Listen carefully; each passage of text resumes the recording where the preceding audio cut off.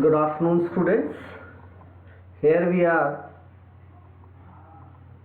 on the second lecture of the same topic, alkane hydrocarbon. In the first lecture, we had discussed the conformation specifically and the classification also, right? In the second lecture, we discuss about preparation of alkanes. Right? Alkanes can be prepared by these by various methods. Some of important methods are all given here. Whenever you require to remember the methods to prepare anything, right, like for alkane, alkene, alkyne, whatever, if you need to remember, you just start preparation from the beginning. Like there is a order. अगर आप देखेंगे जो आप study करेंगे organic chemistry में individual compounds की, सबसे पहले एल्केन आएगा, फिर एल्कीन आएगा, फिर एल्काइन आएगा, फिर बेंजीन आएगा, फिर क्लास 12th में जाएंगे तो हेलो एल्केन्स एंड हेलो हेरीन्स आएगा, फिर एल्कोहल्स आएंगे, एल्कोहल्स के बाद फिर जो है वो एल्डिहाइड कीटोन्स आएंगे, कार्बोक्सिलिक एसिड आएंगे, फिर अमाइंस आएंगे, राइट। तो इस तरीके से हम यही मेथड, यही वे याद रख सकते हैं जिससे कि हम मतलब किसी से कि हम किससे एल्केन्स को बना सकते हैं, तो ये ऑर्डर याद रख सकते हैं। तो कुछ जिनसे बनता हो वो याद रखना है, जिनसे नहीं बनता वो ऑब्वियसली अब इस ऑर्डर को फॉलो करेंगे तो पता चल जाएगा, ठीक है। जैसे सबसे पहले from unsaturated hydrocarbon. Unsaturated hydrocarbon means from alkenes and alkynes, right. So alkenes और एल्काइंस से एल्केन्स बड़े आसानी से बनाए जा सकते हैं। This method is called catalytic hydrogenation. Catalytic hydrogenation, यही मेथड आपने क्लास 10th में पढ़ी है। कैटालिटिक हाइड्रोजनेशन में क्या होता है, CH2 double bond CH2। Generally alkanes जो गैस होते हैं या जो हायर एल्केन्स होते हैं उन्हें गैसेस स्टेट में कन्वर्ट करके एल्कीन्स या एल्काइंस जो होते हैं वो गैसेस स्टेट में जो होते हैं उनको पास करते हैं ईदर थ्रू प्लेटिनम और पैलेडियम और निकल। So when you pass unsaturated hydrocarbon through these are specifically known for adsorbed hydrogen. ये सारे क्या करते हैं, जैसे ये प्लैटिनम है या जो भी है पैलेडियम, इनके ऊपर हाइड्रोजन एड्जॉर्ब्ड रहता है। बहुत सारा हाइड्रोजन ये अपने ऊपर सरफेस पर कैरी करके चलते हैं।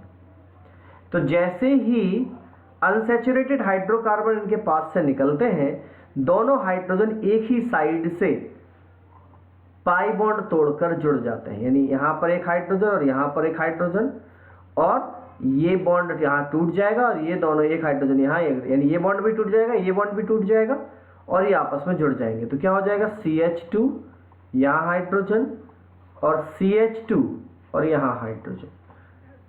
इस तरीके से मॉलिक्यूल बन जाएगा। ऐसे ही अगर आपके पास एल्काइन है, CH triple bond CH, 3 bond is there, in that case again PT PD और Ni ले सकते हैं। एक हाइड्रोजन इस साइड से जुड़ जाएगा, एक हाइड्रोजन का मॉलिक्यूल, एक हाइड्रोजन का मॉलिक्यूल इस साइड से जुड़ जाएगा and will convert into CH। यहाँ पर एक हाइड्रोजन जुड़ गया, यहाँ पर एक हाइड्रोजन जुड़ गया, तो उतने ही पाई बॉन्ड जुड़ जाए। एक हाइड्रोजन मॉलिक्यूल जब ऐड होगा तो एक पाई बॉन्ड ब्रेक हो जाएगा, right, and they convert into alkane also, right? So this is again so what will happen, what is the procedure for this reaction? To pass gaseous hydrocarbon through platinum, palladium or nickel surface, right? So it convert into alkanes. Is it okay? So this is first method for preparation of alkanes through unsaturated the catalytic hydrogenation of unsaturated hydrocarbons. Okay, the second method is from alkyl halides. चलिए उनकी बात करते हैं। alkyl halides, alkyl halides means haloalkanes, है ना। So there is two methods for preparation of that alkanes by alkyl light. One is called Wurtz reaction. Wurtz reaction is very famous reaction. Wurtz reaction is very famous reaction, and in this reaction what will happen? In this reaction a haloalkane we use, right? Generally two molecules of the same haloalkanes is used in presence of sodium and ether. This haloalkane will convert into alkane and plus two sodium chloride units, right? So how can we remember it also? So RCl plus 2Na plus ClR and ClCl बाहर निकल जाएगा and will convert into RR plus 2NaCl, right? Like CH3Cl plus 2Na, आप direct भी यहाँ 2 लिख सकते हैं. So what will happen, R की जगह पर CH3 आ गया ना, तो दो CH3 आपस में जुड़ जाएंगे, तो CH3 and CH3 will combine and convert into 2NaCl, right? और हम कैसे लिख सकते हैं? CH3 simply Cl. कभी भी कोई भी जिनके लिए वुर्ट्ज रिएक्शन करना है उसके दो मॉलिक्यूल्स को इस तरीके से लिख दीजिए और उस कंडीशन में 2NaCl will be separated out, और बाकी जो बचा हुआ है उन सबको जोड़ दीजिए, तो CH3 एंड CH3 बन जाएगा, राइट? सो अगर हम अब इसको समझने की जरूरत है, जो वुर्ट्ज रिएक्शन के बारे में कुछ इंपॉर्टेंट पॉइंट है. The first point, it is free radical. Normally it is free radical mechanism. Free radical mechanism हमें देखने को मिलती है वुर्ट्ज रिएक्शन में. कौन सी मैकेनिज्म देखने को मिलती है? Free radical. कैसे? चलिए बात करते हैं. तो सबसे पहले क्या होता है, द फर्स्ट स्टेप अगर हम देखें, the sodium that we know very well, wherever sodium is projected it easily give an electron and convert into sodium ion. Yes or no? Similarly, what will happen then? CH3Cl, that we know कि Cl electron अपनी तरफ पुल कर सकता है. So this electron CH3 will take. अगर normally Cl will take electron, in that condition CH3 will get plus charge 1 plus, but it will get an electron, so it will convert into free radical. So the product will be CH3 free radical and Cl minus. Similarly, one more sodium will be used and one more electron is removed, one more CH3 free radical will form, and then in third step 2 CH3 free radical. देखिए carbon carbon पे free radical है ना, दोनों आपस में जुड़ जाएंगे, तो दोनों क्या कर लेंगे? बॉन्ड बना लेंगे, तो CH3 बन जाएगा. So this is simple mechanism. CH3 की जगह कोई भी हो, कोई फर्क नहीं पड़ता, मैकेनिज्म विल बी सेम. और ऑब्वियसली दो सोडियम आयन और दो क्लोराइड आयन आपस में कन्वर्ट होकर क्या बना लेंगे? NaCl बना लेंगे. So what ever the reactant is, product इसी तरीके से बनेगा. लाइक मैं थोड़ा सा कॉम्प्लेक्स रिएक्टेंट ले लूँ, CH3 और यहाँ पर मैंने Cl ले लिया, और इसका रिएक्शन मैंने सोडियम के साथ कराया. 2 मॉलिक्यूल्स मैंने, अब 2 मॉलिक्यूल्स लिखने की जरूरत भी नहीं है, वैसे ही रिएक्शन होगा. और ईथर का यूज होता है, आप वाटर में सोडियम डालेंगे तो सोडियम जल जाएगा ना, तो ईथर का यूज इसलिए करते हैं.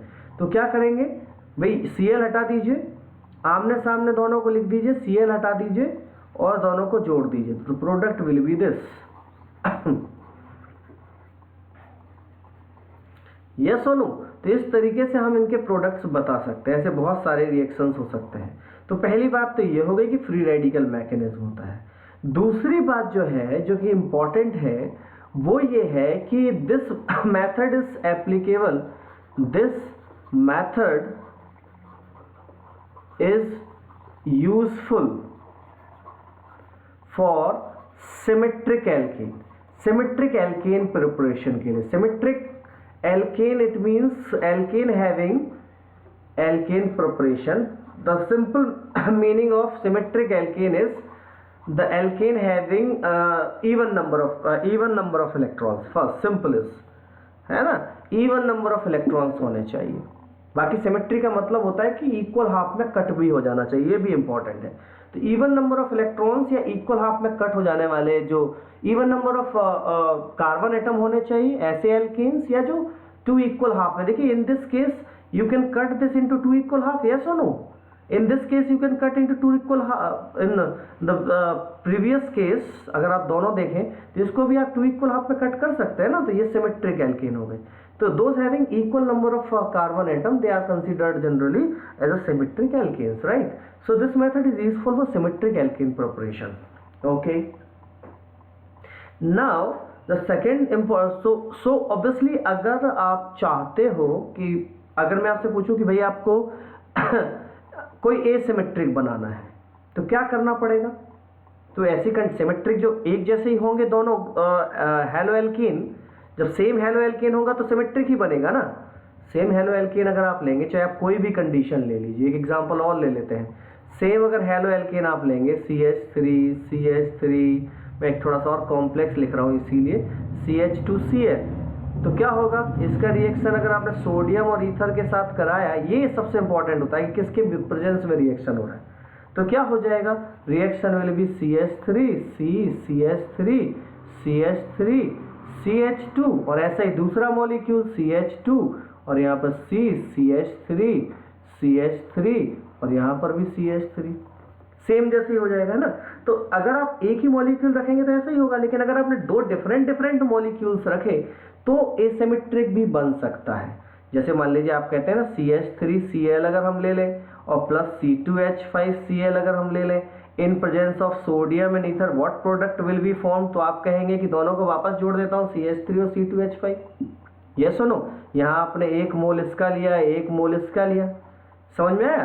तो एक्चुअली होता क्या है कि ऐसी कंडीशंस में जब इस तरह की सिचुएशन होती है तो फिर समस्या थोड़ी सी बढ़ जाती है। क्या होता है कि ये आपस में भी तो बना सकते हैं ना। देखिए अगर रिएक्शन में फ्री रेडिकल क्या बनेगा, एक CH3 फ्री रेडिकल बनेगा, एक C2H5 फ्री रेडिकल बनेंगे, यानी 1 मोल CH3 फ्री रेडिकल मिलेंगे, यानी 6.023 × 10⁻23 CH3 फ्री रेडिकल और 6.023 × 10⁻23 C2H5 फ्री रेडिकल।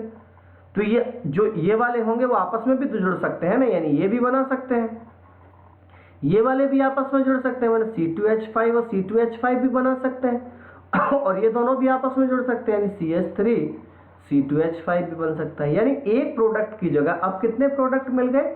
3 प्रोडक्ट मिल जाएंगे।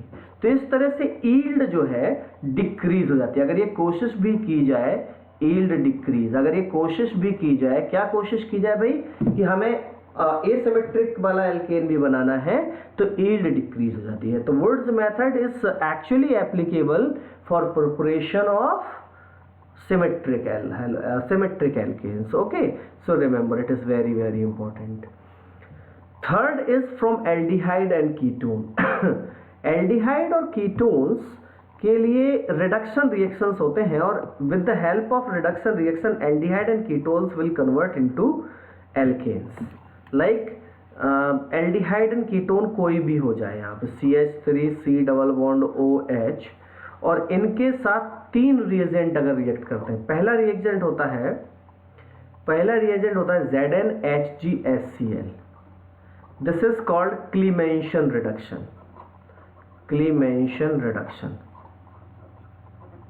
क्लीमेंशन रिड्यूसिंग एजेंट होता है तो क्लीमेंशन रिडक्शन। दूसरा होता है NH2KOH, इसे कहते हैं वोल्फ किस्नर रिडक्शन। और एक और थर्ड कंडीशन होती है P+HI। तो ये 3 केसेस में यहाँ CH3CHO होगा तो 2 कार्बन का एल्केन डायरेक्ट बन जाएगा CH3CH3। इसी तरह से अगर आप कीटोन कोई भी कीटोन CH2CH3, ठीक है, इनमें से किसी भी रिएजेंट का आप यूज कर लीजिए, 4 कार्बन का एल्केन बन जाएगा CH3CH2CH2CH3। मैकेनिज्म और इसके बारे में कुछ स्पेसिफिकेशंस जो है वो क्लास 12th में भी पता चलेंगे, एल्डिहाइड कीटोन में वहाँ पढ़ेंगे भी, बट एक बार आप अभी पढ़ लेंगे फिर उस समय ही पढ़ेंगे तो आपको याद हो जाएगा। मेनली इतना ही सबसे इंपॉर्टेंट होता है जो मैंने यहाँ पर लिखा हुआ है।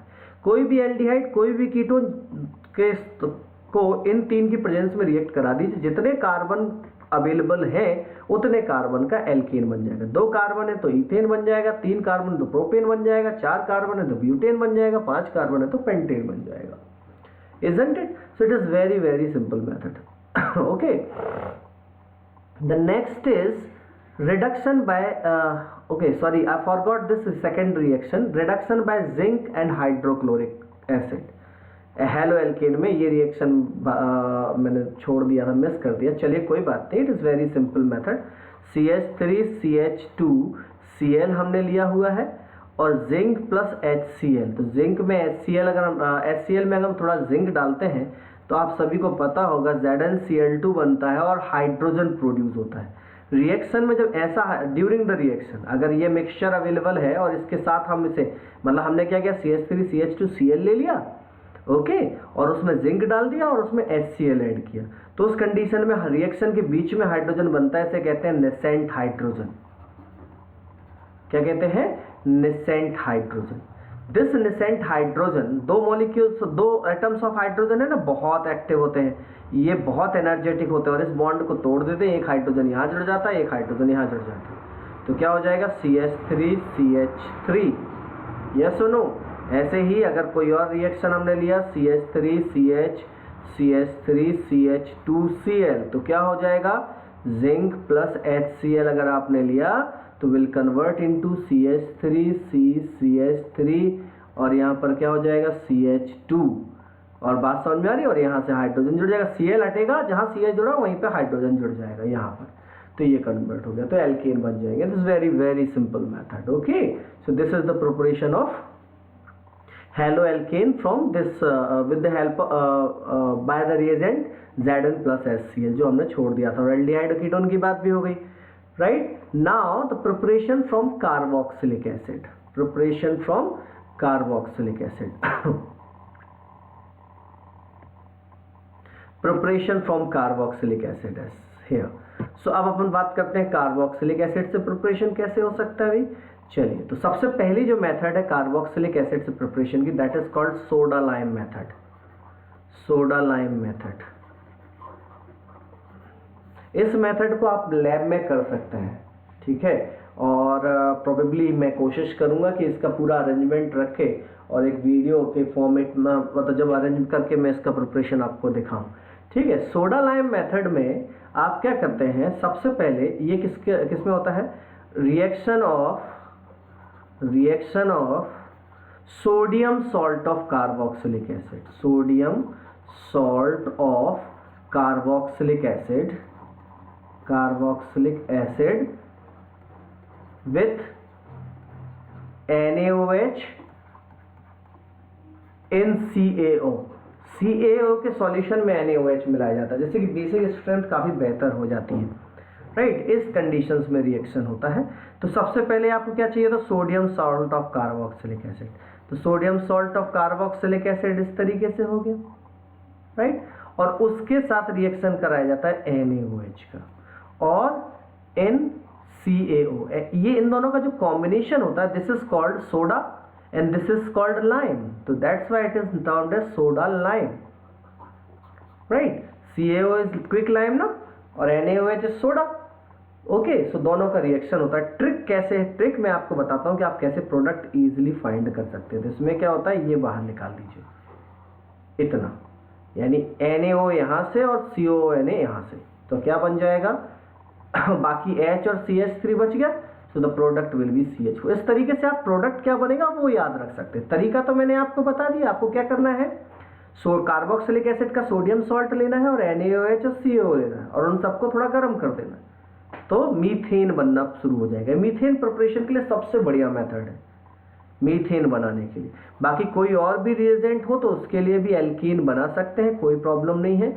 CH3CH2CO और यहाँ पर NaOH आप ले लीजिए एंड इस तरीके से रिएक्शन कंप्लीट हो जाएगा और साथ में क्या बन जाएगा यहाँ पर CO तो वहाँ ऑलरेडी है, तो यहाँ क्या बन जाएगा CH3CH2 और यहाँ से हाइड्रोजन जुड़ गया तो CH3CH2 बन गया।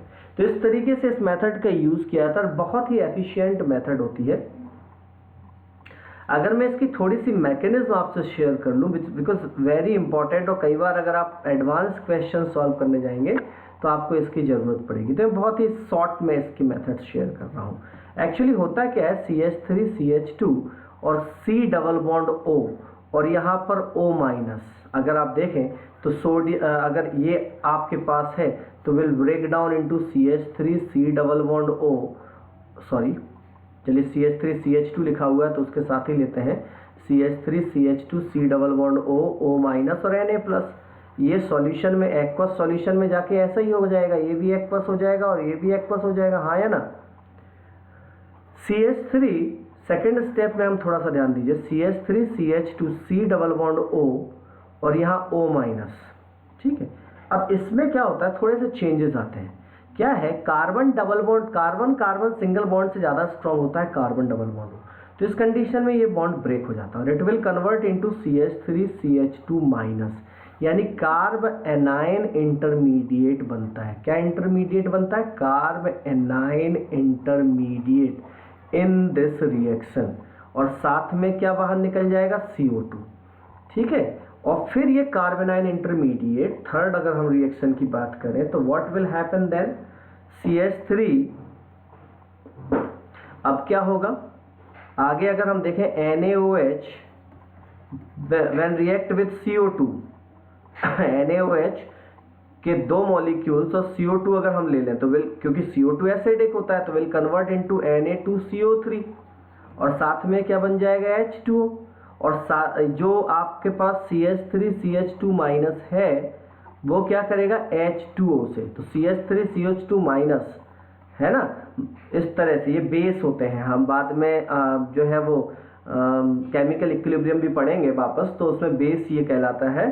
तो इसीलिए किस में कन्वर्ट हो जाएगा, विल कन्वर्ट इनटू CH3CH3, यहाँ से ये हाइड्रोजन ले लेता है, बेस क्या करता है, हाइड्रोजन लेता है, ठीक है। आपने 10th में भी थोड़ा बहुत पढ़ा होगा, बस ध्यान रखिए, बेस क्या करता है, H2 से हाइड्रोजन ले लेता है, विल कन्वर्ट इनटू CH3CH3 और यहाँ OH- बचता है।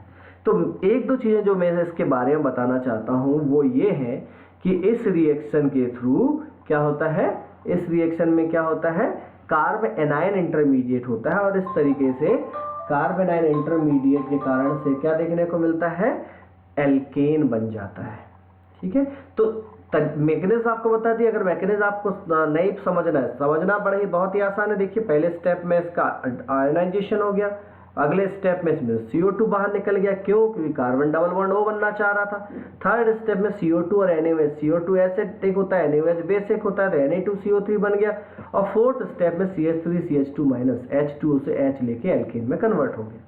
These are very simple steps, लेकिन बाकी डायरेक्ट प्रोडक्ट आप यहाँ से भी गैस कर सकते हो कि what will be the product in this reaction. Like one more example I am sharing with you, CH3CH CH2COONA, और इसका रिएक्शन NaOH से करा है। तो देखिए प्रोडक्ट आइडेंटिफिकेशन में तो कोई प्रॉब्लम ही नहीं है, इन प्रेजेंस ऑफ CaO। तो क्या हो गया, यहाँ से सीधा इतना बाहर निकाल लीजिए, बचा क्या, CH3CH CH3CH2 और क्या हो जाएगा C, और यहाँ पर क्या हो गया, बाकी ये H यहाँ जुड़ गया, बाकी बाहर, तो H यहाँ पर आके जुड़ गया। ये सुनो, it is very very easy, और Na2CO3 जो है वो बाहर बन गया, साथ में जो भी आपको बनाना है। Is it okay. तो इस तरीके से आप बता सकते हैं कि प्रोडक्ट क्या बनेगा। सो ये तो पहला रिएक्शन हो गया।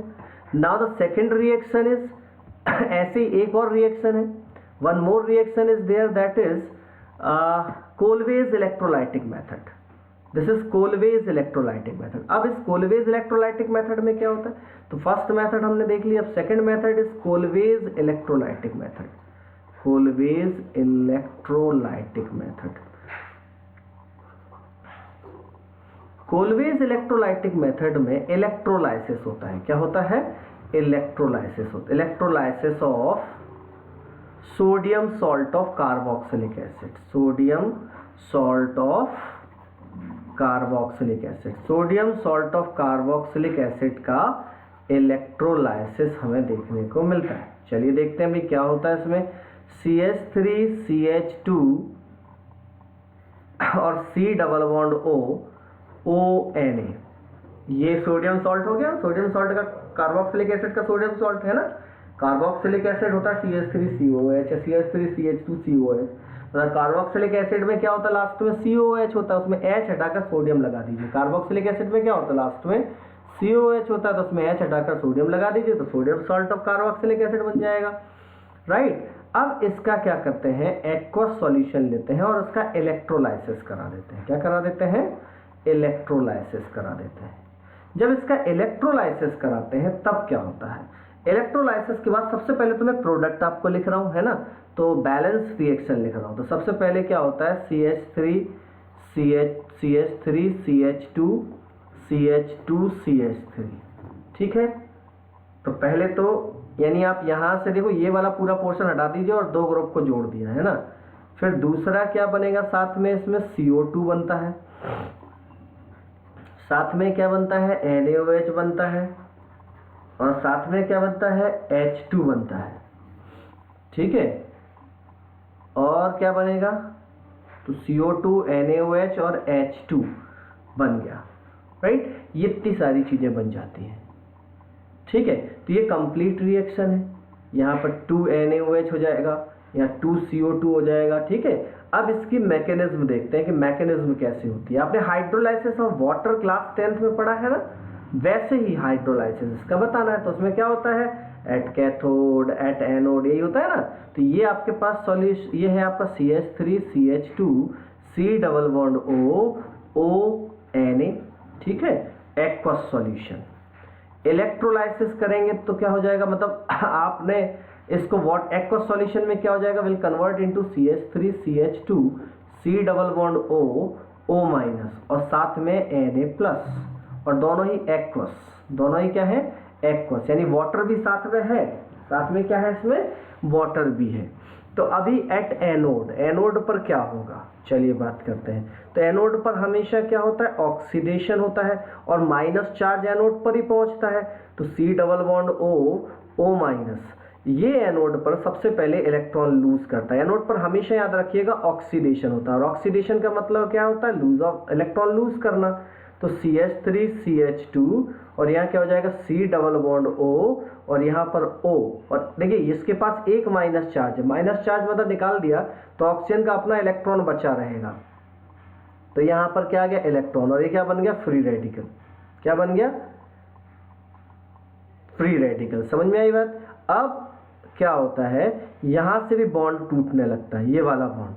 क्यों, क्योंकि मैंने अभी थोड़ी देर पहले ही बताया था कि डबल बॉन्ड यहाँ, अगर डबल बॉन्ड यहाँ बना सकते हैं तो वही कोशिश होगी। तो एक इलेक्ट्रॉन यहाँ से और एक इलेक्ट्रॉन यहाँ से यहाँ पर आ जाते हैं और CO2 बन जाता है, और ये क्या बन जाता है, फ्री रेडिकल, यानी CH3CH2 फ्री रेडिकल, और साथ में यहाँ बन जाता है CO2, और इलेक्ट्रॉन तो पहले ही निकल गया था, तो CO2 बाहर है, CH3CH2 फ्री रेडिकल, ठीक है। अब बहुत सारे CH3CH2 फ्री रेडिकल बनेंगे, क्योंकि आपने ये एक मोल लिया हुआ है ना, तो ये भी एक मोल है, इसका मतलब एक मोल CH3CH2 फ्री रेडिकल बने हैं ना। तो CH3CH2 फ्री रेडिकल एक मोल वाले क्या करेंगे, आपस में जुड़ जाएंगे। तो यहीं पर एनोड पर क्या होगा, CH3CH2 फ्री रेडिकल एक और दूसरा CH2 फ्री रेडिकल दो आपस में जुड़ जाएंगे and will convert into CH2CH2CH3। तो ब्यूटेन बन गया कि नहीं। इसके बाद जो एट एनोड, ये तो एनोड की बात हो गई। अब कैथोड पर क्या होगा, चलिए पता करते हैं। तो एट कैथोड क्या होगा, वहां देखते हैं। तो कैथोड पर प्लस चार्ज आता है, यानी सोडियम आएगा, लेकिन सोडियम बहुत रिएक्टिव होता है, इसलिए बाहर आसानी से निकलता नहीं है। तो सोडियम की जगह H2O जो है वो हाइड्रोलाइज, उसका जो है वो H2O का रिडक्शन हो जाता है ना।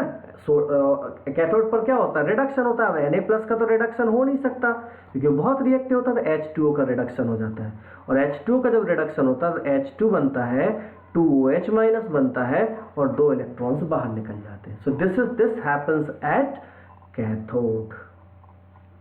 Isn't it clear to everyone? So ये ध्यान रखिएगा। तो H2 यहाँ से निकल गया, H2O का रिडक्शन इस तरीके से था, ऑक्सीडेशन होता है तो H2O का तो O2 निकलता है, रिडक्शन होता है तो H2O का तो H2 निकलता है, ठीक है। तो इस चीज़ को ध्यान रखिएगा। सो इस तरीके से हम कंप्लीट रिएक्शन करा सकते हैं। बाकी रिएक्शन का प्रोडक्ट कैसे पता करना है, मान लीजिए आपका मन नहीं है कि हमको तो नहीं करनी इतनी बड़ी बड़ी रिएक्शन, हमको तो केवल प्रोडक्ट पता करना है, तो प्रोडक्ट तो बहुत ही आसान है। प्रोडक्ट करने में क्या है, जैसे इसका इलेक्ट्रोलाइसिस किया तो इलेक्ट्रोलाइसिस में इसको हटा दीजिए सबसे पहले, और जो बचा हुआ है उसको 2 बार लिख दीजिए, CH3 CH2 CH2 आपस में जोड़ते हुए CH2 CH2 CH3। ऐसे ही एक एग्जांपल और ले लें थोड़ा कॉम्प्लेक्स वाला, CH3 यहाँ हमने ले लिया और यहाँ CH और यहाँ COONA, राइट। और अगर मान लीजिए आपसे कहा जाता है कि इसका इलेक्ट्रोलाइसिस कर दीजिए, तो इसका इलेक्ट्रोलाइसिस करेंगे तो क्या हो जाएगा, ये बाहर ये इसका कोई मतलब ही नहीं है, बाकी इसी को 2 बार लिख दीजिए आमने सामने, CH3 CH3 CH और दूसरा CH CH3 CH3, डन। तो इस तरीके से ये कंप्लीट रिएक्शन हो जाता है।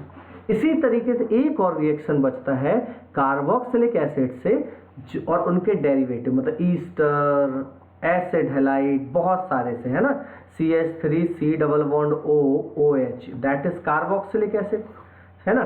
इसका रिएक्शन P प्लस HI के साथ अगर करेंगे तो विल कन्वर्ट इनटू एल्केन, है ना। तो क्या होगा, यहाँ पर सबको जितने कार्बन, 2 कार्बन इज देयर ना, तो 2 कार्बन का एल्केन बन जाएगा, that's it. So these are all the important methods which is necessary or required to know for you or for the preparation of alkanes, right? Thank you for today.